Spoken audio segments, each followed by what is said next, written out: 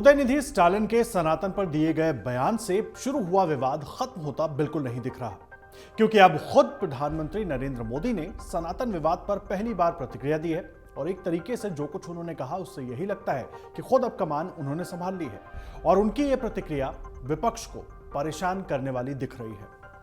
सूत्रों के मुताबिक कैबिनेट की बैठक में अपने मंत्रियों से पीएम मोदी ने साफ तौर पर कहा कि सनातन विवाद पर हमें सही ढंग से जवाब देना चाहिए। देखिए, सनातन का विवाद कांग्रेस पर इसलिए भारी पड़ता हुआ दिख रहा है क्योंकि पीएम मोदी और बीजेपी को बहुत अच्छी तरह पता है कि सनातन के मामले पर विपक्ष यानी कि खास करके कांग्रेस पार्टी फंस चुकी है और फिलहाल उसे कोई रास्ता इस पूरे विवाद से निकलने का दिखाई नहीं दे रहा है।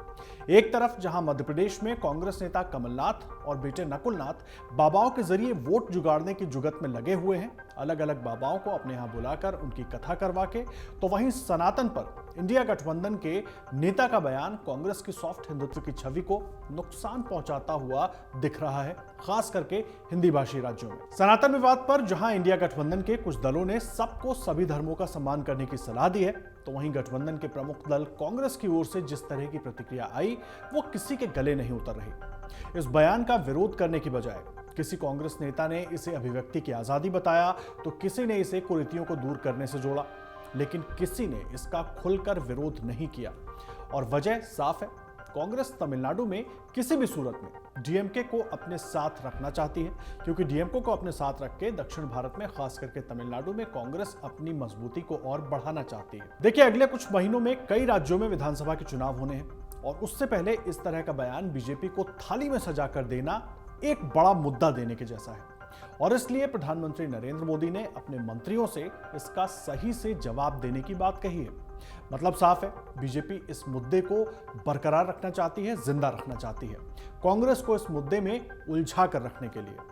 और बीजेपी को पता है कि राजनीति में कई मुद्दे बार बार काम आते हैं और इसका उदाहरण कई बार पीएम मोदी के अलग अलग भाषणों में भी दिखता रहा है। अभी विधानसभा चुनाव के लिए जैसे ही प्रचार शुरू होगा वैसे ही बीजेपी इस मुद्दे को जोर शोर से उठाएगी और सिर्फ प्रचार शुरू होगा तभी नहीं, अभी भी बीजेपी इस मुद्दे को बहुत जोर शोर से उठा रही है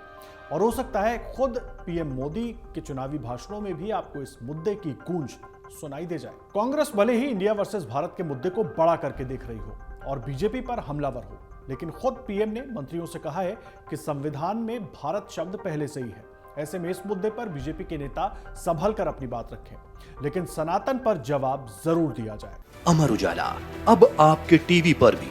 अपने स्मार्ट टीवी पर यूट्यूब पर सर्च करें अमर उजाला, चैनल सब्सक्राइब करें और देखें ताजा खबरें, वो भी HD क्वालिटी में। और हाँ, बेल आइकन दबाना ना भूलें